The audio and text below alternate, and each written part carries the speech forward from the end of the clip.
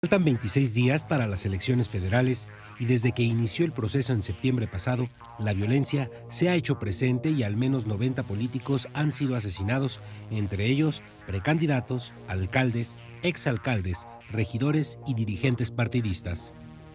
Durante el proceso, se han registrado 305 agresiones directas contra políticos. Además, hay al menos 1,000 candidatos federales y locales que han renunciado a la contienda, entre otras razones, por el temor a la violencia, principalmente en Guerrero y Puebla. La violencia política es sin duda un grave invitado a la campaña electoral, ya muy cerca al llamado de las urnas el próximo 1 de julio. Ese día se renovarán más de 3,400 cargos, entre ellos los de presidente, diputados y senadores, 8 gobernadores y el jefe de gobierno de la Ciudad de México. Se considera que es el proceso más grande en la historia reciente del país por el número de cargos públicos en juego, pero también el más violento. Son muchos los puestos en juego y esto representa un serio desafío en lo que se refiere a brindar seguridad a los aspirantes y actores políticos involucrados en este proceso. La magistrada presidenta del Tribunal Electoral del Poder Judicial de la Federación, Yanina Otálora, expuso que es preocupante la ola de violencia política generalizada que se registra en el país. Hizo un llamado en la urgencia para que esta violencia se frene, sobre todo porque podrían encontrarse a través de la violencia formas alternas ilegales e inaceptables de decidir quién esté y quién no en la boleta electoral. Enrique Vargas del Villar, presidente de la Asociación Nacional de Alcaldes, refirió que han sido asesinados 46 exalcaldes, 27 alcaldes en funciones y 5 alcaldes electos en este sexenio. Apuntó que las bandas criminales asesinan o porque no aceptan negociar con ellos, la mayoría es porque no aceptan el poder negociar y otros es porque aceptan y no cumplen y también llegan a matarlos.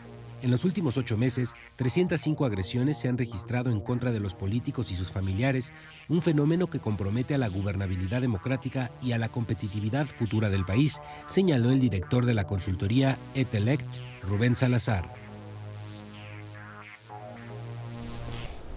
Buenas noches, bienvenidos a Opiniones Encontradas, el programa de debate de Excelsior TV. Hoy, en ausencia de mi compañero y amigo Pepe Buendía, les saluda Gerardo Galarza. Ya ustedes oyeron la introducción de nuestro programa. Es un asunto verdaderamente grave, quizá como nunca ha ocurrido la violencia en un proceso electoral. No es la primera vez, efectivamente, pero el número de personas violentadas en su vida y en su cuerpo es verdaderamente amplio. Hoy el compañero Francisco Garfias, en su columna en el periódico Excelsior, entrevistaba a una candidata que hablaba que tenía 108 razones para estar temerosa de su participación electoral, 108 razones, que son 108 personajes muertos en esta lucha electoral. No son personajes muertos por hasta ahora por una, digamos, disputa política aparentemente, sino más bien no se han determinado las causas porque lamentablemente, como en otros casos, la impunidad de estos crímenes sigue vigente. Este es el tema de nuestro programa, ya lo oyeron. Hoy nos acompaña con nosotros Arturo Santana, diputado del Movimiento Ciudadano. Bienvenido, diputado, mucho gusto. Y Juan José Rodríguez, coordinador de incidencia delictiva del del Observatorio Nacional Ciudadano, que tiene estudios sobre esta violencia. Decíamos en nuestra introducción, es la elección la más grande, quizá la más complicada, la más polémica, pero también la más violenta. Por supuesto, hay elementos que lo hacen así, concurren, además de la elección federal, de Presidente de la República y del Congreso de la Unión, 30 elecciones locales, entre ellas 9 estados en los que habrá cambio de gobernatura, y son alrededor de 3,400, 3,500 cargos de elección popular los que estarán en juego el próximo 1 de julio. La elección más violenta, pero también, Juan José Rodríguez, con un gran riesgo para la gobernabilidad del país. Sí, mira, muchas gracias por la invitación, un saludo a tu auditorio. Es importante señalar, ¿no?, que esta violencia política no es un producto exclusivo. Me refiero a que depende de la incidencia delictiva, la crisis de incidencia delictiva que vive actualmente nuestro país. Debemos recordar que el 2017 cerró como el año, ¿no?, con el mayor número de homicidios dolosos en el país. de toda la historia contemporánea de México. Y bueno, también al parecer en este año vamos a rebasar ese récord nuevamente. Si hacemos una comparación de los primeros 4 meses de este año, estamos por arriba en un 21% en relación al mismo periodo de 2017. Muy bien, ya sabemos que no podemos porque no hay todavía la conclusión de investigaciones sobre estos homicidios. Decir, son homicidios políticos, se deben a disputas políticas entre partidos o entre facciones de algún partido. Se habla también del crimen organizado, de problemas personales, de muchos casos que podría ser, digamos, el motivo, el móvil, se dice en el argot policíaco, de estos crímenes. ¿Es riesgoso, diputado Santana, ser ahora? Pues sí, parece ser que sí, riesgoso ser candidato. ¿Por qué, a juicio de usted de Movimiento Ciudadano, hay estos crímenes? ¿A qué se debe? Hay, como lo decíamos en la introducción, personas que creen que es porque los asesinados o los violentados, los agredidos, están inmiscuidos con el crimen organizado. Otros piensan que es al contrario, porque no aceptan inmiscuirse con el crimen organizado o simplemente porque no cumplieron lo que les prometieron en determinado momento. ¿Hay ya dentro de los partidos políticos mexicanos alguna idea de por qué están ocurriendo estos crímenes? Claro, sin lugar a dudas, Gerardo. Antes que nada, buenas noches a ti y a todo el auditorio. Buenas noches, Juan José. A mí me parece que es la mezcla de varios ingredientes. Yo creo que tendríamos que contextualizar. El tema es que estamos ante una elección inédita. Ya lo decía Juan José, hoy por hoy la delincuencia y los índices de violencia en el país se han disparado y el asunto de la violencia contra los políticos o la clase política pues no se soslaya en este caso. Tenemos identificado nosotros varios casos en varios estados de la República, por ejemplo, Guerrero, Michoacán, Oaxaca, Quintana Roo, Tamaulipas, entre otros. Una violencia en contra de la clase política, de los candidatos, sobre todo del orden local, muy acentuada. Esto nos ha llevado pues a generar algunas investigaciones también con los líderes del Frente Ciudadano por México, en donde se llega a la conclusión de que la delincuencia organizada está en su gran mayoría metidas en estos procesos. Los criminales que se dedican a actividades ilícitas como narcotráfico, el huachicoleo, ahora muy famosos, secuestradores, etcétera, delincuencia organizada en general, están como dando una batalla territorial. Ya de entrada están emitiendo su voto adelantado. Están decidiendo por quién votar y por quién no votar, y lo peor de todo es que lo están haciendo de una manera pues demasiado violenta, a grado tal que no solamente queda esto en agresiones físicas, sino en la pérdida de la vida de los candidatos. Por ende, yo creo que es muy riesgoso hoy por hoy ser candidato o candidata en diversas zonas de la República Mexicana. Te diré que en algunos otros pues podemos hablar de cuestiones más tranquilas. La propia Ciudad de México, te podría decir que en ese sentido es la excepción de lo que está aconteciendo en estos estados de la República, pero me parece que se tienen que tomar medidas ya para tratar de evitar que este fenómeno se siga reproduciendo en estas zonas del país. ¿Control de territorios? Sí, claro, por supuesto. Vemos que la delincuencia está marcando sus territorios a nivel local. No desean perder ese control que se tiene sobre algunos territorios, algunos municipios completos. Podríamos hablar de estados que prácticamente están ya con una metástasis, como un cáncer que se ha expandido, como es el caso del estado de Guerrero, en donde es complicadísimo ser candidato o candidata, o en el estado de Michoacán, como te decía con antelación. Muy bien. Hoy está con nosotros Arturo Santana, diputado del Movimiento Ciudadano, por un lado, y Juan José Rodríguez, coordinador de incidencia delictiva del Observatorio Nacional Ciudadano. Estamos hablando de un tema pues bastante, no solo polémico, sino triste para nuestro país. Un año donde los candidatos a puestos de elección popular han sido víctimas de la violencia como nunca había ocurrido.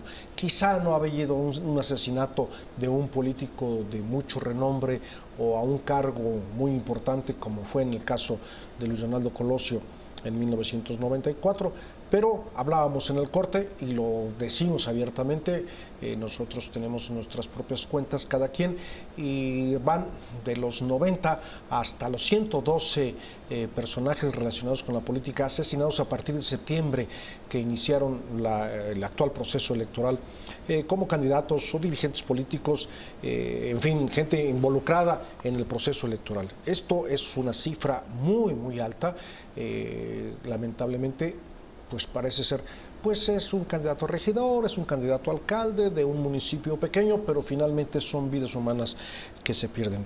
2017, el año más violento en homicidios dolosos, Juan José Rodríguez, de acuerdo con los datos que ustedes tienen, y 2018 parece que lo va a superar. En el caso de la violencia política, ¿cómo la identifican ustedes? ¿Cómo la clasifican? Sí, mira, dentro del observatorio hacemos un análisis mensual de los principales 12 delitos de alto impacto. Como tal, la violencia política no está dentro de este reporte, pero precisamente en esta ocasión el Observatorio Nacional Ciudadano junto con el PNUD, que es el Programa de las Naciones Unidas para el Desarrollo, estamos realizando un proyecto sobre delitos electorales. Y precisamente, además de analizar las cifras de estos delitos, el plus o digamos lo importante de lo que diferencia a este proyecto es que vamos a medir las capacidades de las instituciones precisamente para la prevención, para la investigación y para el castigo, ¿no?, de este tipo de delitos. Y hay un objetivo en particular en este proyecto que habla de la violencia política, pero que tiene que ver específicamente con la razón de género. Muy bien. Sin embargo, hay, por otra parte, y lo digo, problemas de seguridad, vamos a llamarlo, aunque parezca drástico, de seguridad nacional en este asunto de la violencia política. ¿Qué significaría?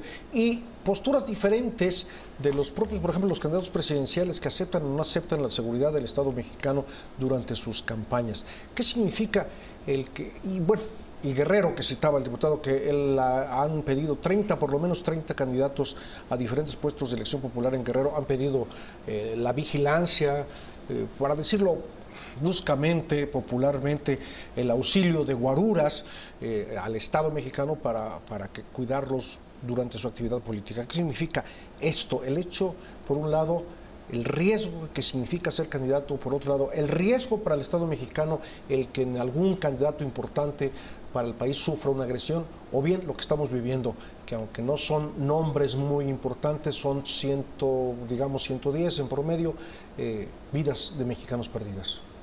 Sí, hay un alto riesgo, ¿no? Como bien lo mencionaba en la cápsula, no hemos tenido ningún otro proceso electoral tan violento como este.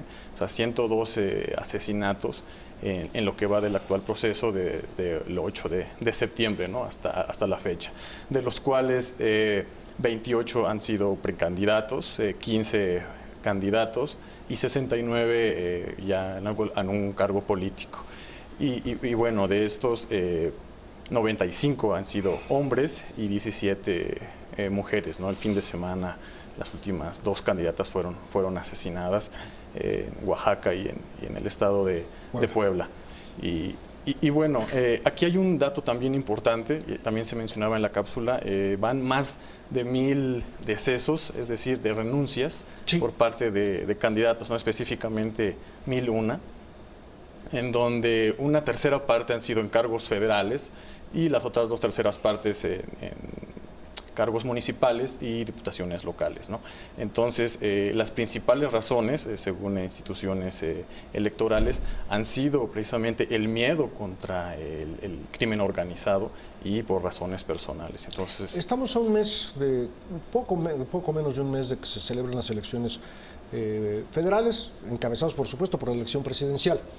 Y afortunadamente hasta este momento no ha ocurrido algo más grave, que no creo que pueda haber algo más grave que 108, 110 muertes ya, pero digamos que mediáticamente podría haber una cosa más grave.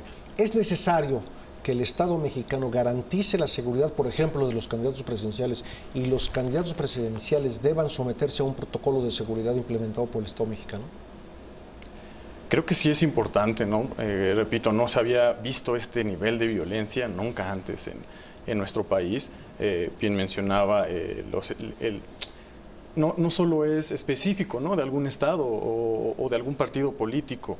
De estas 112 muertes, la mayoría han sido en el estado de Guerrero, en Oaxaca, en Puebla, en Veracruz y en el Estado de México, ¿no? Son las principales entidades donde estos asesinatos se han dado, y también de diferentes partidos, ¿no? La mayor parte han sido del Partido Revolucionario Institucional, después del Partido de la Revolución Democrática, del Partido de Acción Nacional y Morena, ¿no? Estos, digamos, 4 principales partidos. Entonces, no es algo que esté específico, es algo que ya se ha distribuido como la incidencia delictiva, ¿no?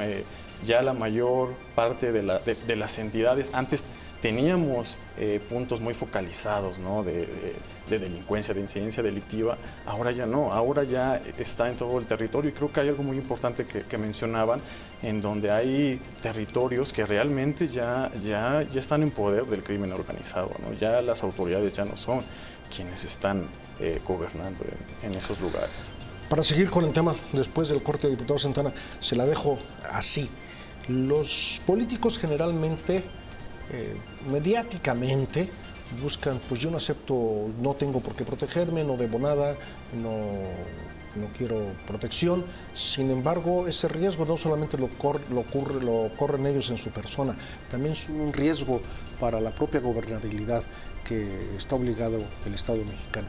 ¿Deben los políticos aceptar la vigilancia de las autoridades ofrecida, en este caso ofrecida, o debe ser obligatoria? Estamos hablando de un tema no solo polémico, también doloroso: la violencia política, cómo se ha apoderado del proceso electoral que culminará en la ida a las urnas el próximo 1 de julio. No necesariamente habrá después los cómputos y todo lo que queda por delante, pero realmente pues esperamos que el 1 de julio sea, digamos, la fiesta de la democracia, una fiesta ya empañada por lo menos por 112 asesinatos de personas que participaban en este proceso como candidatos, como precandidatos, algunos como funcionarios públicos, y que estamos hablando de ello. Nos quedamos, y esta es la pregunta que le voy a hacer a uno de nuestros invitados de hoy, el diputado Arturo Santana, de Movimiento Ciudadano. Los candidatos, sobre todo los candidatos presidenciales, digamos los candidatos gobernadores, los candidatos más importantes, deben aceptar la seguridad que ofrece el Estado mexicano para realizar sus campañas, o incluso esta seguridad debe ser obligatoria para los candidatos. Me parece que es una pregunta clave, Gerardo, la que estás haciendo, pero creo que hay que contextualizar. Yo creo que hay que empezar a ver también el trabajo de inteligencia que debe ser, por ejemplo, la Secretaría de Gobernación en estos casos. Hablabas tú de que algunos candidatos, por un asunto quizá de ética, no quieran aceptar la protección del Estado para desempeñar sus actividades en campaña. Esto lo hacemos muchos de los que nos dedicamos a esto, porque a veces proyectas una sensación de superioridad o una sensación negativa o una sensación de gasto innecesario ante el electorado, y muchos de ellos han optado. El propio Ricardo Anaya ha dicho que no quiere seguridad, que no es necesario que el Estado, que la Secretaría de Gobernación o el CISEN le pongan guardias, el Estado Mayor, etcétera, etcétera. Pero yo creo que no es ahí el problema. El problema se ha focalizado, si ustedes ven las estadísticas de la gente que ha perdido la vida, candidatos y candidatas a los diversos cargos de elección popular, son prácticamente en un buen porcentaje del ámbito local, sin desdeñar lo que pueda pasar en el ámbito federal. Me parece que es ahí en donde debe de crearse un protocolo dirigido, evidentemente desde la Federación, en este caso desde la Secretaría de Gobernación, pasando por el CISEN, en coordinación con las Procuradurías, la General de la República, las Procuradurías y las Fiscalías estatales, las propias Secretarías de Seguridad Públicas locales de los diversos estados de la República, para detectar y focalizar en dónde hay un riesgo territorial de que algún candidato o candidata pueda correr algún riesgo para su persona, para su integridad física, incluso para su propia vida. Ha habido llamados de candidatos y candidatas en donde han solicitado la protección de las autoridades porque han sido amenazadas en diversas ocasiones y no se voltea a ver sino hasta que el hecho se consuma, es decir, hasta que pierde la vida la candidata o el candidato. Entonces me parece que es ahí en donde debe de empezar esta cadena de resguardo de los candidatos y las candidatas. Estamos hablando de un proceso electoral inédito. Yo tengo 4 campañas seguidas, realizando pues mis actividades políticas. He sido diputado 4 veces, voy a ser el diputado la quinta vez.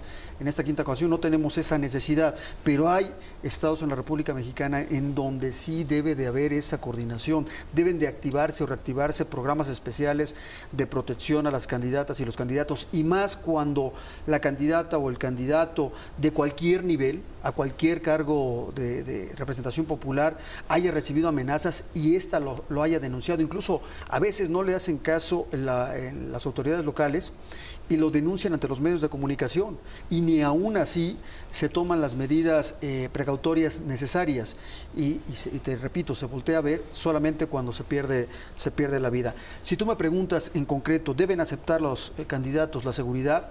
Yo creo que sí, pero en ciertas regiones del país. Y yo creo que es en ciertas regiones del país en donde la Secretaría de Gobernación debe de fijar su vista para empezar a detectar con trabajos de inteligencia bien definidos qué candidatos y qué candidatas deben de ser acompañados con un protocolo de seguridad. Lo pongo hipotéticamente, como dirían los clásicos, pensando en que no ocurra. Usted como especialista en cuestiones de seguridad, Juan José Rodríguez, coordinador de incidencia delictiva de Observatorio Nacional Ciudadano, ¿qué riesgo podría correr el Estado mexicano? Y lo digo, no ocurra, simplemente es una hipótesis, que uno de los candidatos presidenciales, sin nombre alguno, sufriera, por ejemplo, un secuestro y el Estado mexicano, no el gobierno, el Estado mexicano sufriese de un intento de extorsión. ¿Estamos en riesgo de eso? Y si estamos en riesgo, ¿qué tenemos que hacer? Sinceramente no sé, ¿no? que si pueda pasar eso. Ojalá y no. Ojalá y no, debido es una simple hipótesis en cuestiones de seguridad. Pero bueno, así como hemos mencionado que en este proceso jamás se había visto esta violenta, entonces, como lo mencionas, ¿no? Hay esta probabilidad de que pueda pasar lo que mencionas. Por ahí se me había pasado el dato de 119 amenazas también en este proceso electoral. Creo que el problema es multifactorial, ¿no? Y así como todos los candidatos deberían de tener esta libertad, ¿no? Sin necesidad de salir o de estar en sus mítines sin seguridad, es la misma sensación que tendríamos que tener toda la ciudadanía en general, ¿no? De poder salir a la calle, y es un derecho, ¿no?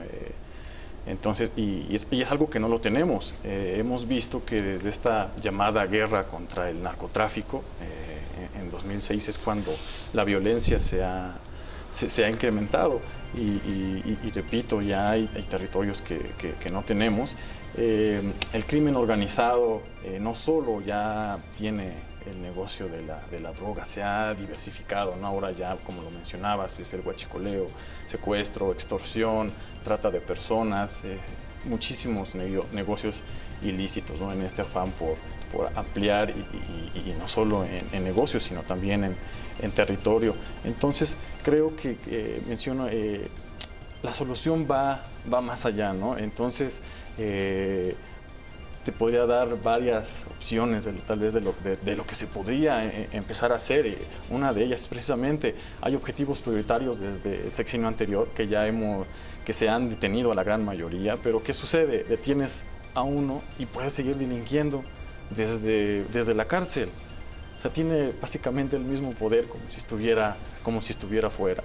Entonces, algo muy puntual que se podría hacer es precisamente atacar los recursos financieros de estas personas, porque es algo que no se está haciendo, ¿no? No sabemos en dónde quedan, hacia dónde se van. Entonces, se deberían de quitar estos recursos y bueno, que sirvan también como resarcción del daño para las víctimas. Otro factor podría ser el tráfico de armas, ¿no? El 66% de los homicidios dolosos en el país se cometen con arma de fuego, ¿no? Hay una estimación de que aproximadamente 213,000 armas entran año con año de Estados Unidos hacia el país. ¿Y qué se está haciendo? O sea, estas armas entran por aduanas, se distribuyen por carreteras y no estamos haciendo esta labor, ¿no? Para decomisarlas y para poder controlarlas. Entonces, esos son pues, algunos de los factores de fondo que tendríamos que empezar ya a resolver. Muy bien, hablamos de la violencia contra los políticos, contra los candidatos que participan en el proceso electoral presente. Han estado con nosotros el diputado Arturo Santana del Movimiento Ciudadano y Juan José Rodríguez, que es el coordinador de incidencia delictiva del Observatorio Nacional Ciudadano. Ya hemos hablado pues, de las causas y también de los efectos de estos crímenes contra quienes participan en política y han estado presentes en este. Una última pregunta para ambos. El crimen organizado en cualquiera de sus manifestaciones está intentando votar, está intentando que la ciudadanía vote por determinados candidatos, no en el ámbito municipal, en el ámbito estatal, en el ámbito federal. A mí me parece que sí. Como te lo comentaba en la primera intervención, yo creo que el crimen organizado, la delincuencia está emitiendo ya su voto anticipadamente y lo más lamentable es que está marcando la línea en ciertas regiones del país de por qué candidata o por qué candidato se debe de votar. Volviendo al tema, a mí me parece muy importante la pregunta que hiciste hace rato de el riesgo del Estado mexicano. Yo no lo voy a circunscribir a un asunto de algún candidato en particular. Yo creo que el Estado mexicano debe estar muy preocupado por esta elección que ha sido tan manchada de sangre, que puede estar incluso definida como una elección en la que se siguen ocurriendo este tipo de violencia en contra de la clase política, puede carecer en algún momento dado de legitimidad en muchas regiones del país. Yo creo que es por ahí también, hablando propiamente del ámbito democrático, en donde debemos centrar nuestra atención, y hablo de todos los órganos, la Cámara de Diputados, el Congreso de la Unión, el Gobierno federal, los gobiernos, por supuesto, estatales, sus secretarías de seguridad pública, sus órganos de inteligencia, para tratar de prevenir y que este tipo de homicidios, y que, como lo dijo la presidenta del Tribunal Electoral, es una preocupación para todos los mexicanos que se sigan dando este tipo de brotes de violencia en el país y en especial en este proceso electoral. Ya se comentaba que es un asunto de carácter multifactorial. Me parece que debe, pasando esta elección, ya crearse un protocolo bien definido de seguridad para que no nos vuelva a ocurrir esto ni en elecciones intermedias ni en elecciones constitucionales. Creo que es un asunto competencia de todos, sin soslayar la responsabilidad de nadie, pero que debe de atenderse a la brevedad, porque reitero, el tema del riesgo del Estado mexicano es una elección que de alguna manera pueda carecer de legitimidad. Los mexicanos están reclamando hoy por hoy una elección legítima, una elección con un gobierno que resulte electo fuerte, con legitimidad y que pueda afrontar los problemas de este país. ¿Vota el crimen organizado? ¿Quiere votar? Sí, quiere votar y como lo menciona, creo que ya lo está haciendo. 26 días, ¿no? para esta elección y bueno, son 26 días, pero no hay que perder de vista, algo que estás mencionando. La gente ya lo está viendo, ¿no? La gente debería de decidir por las mejores propuestas, por la viabilidad de estas propuestas, pero no, precisamente en esta elección se está guiando más por emociones, y no es para menos, ¿no? Por emociones de inseguridad. O sea, el 61% de la población mexicana detecta como el principal problema la inseguridad. Entonces, precisamente el Observatorio Nacional Ciudadano, con relación a esto, a verificar la viabilidad de las propuestas, lanzó un proyecto que se llama,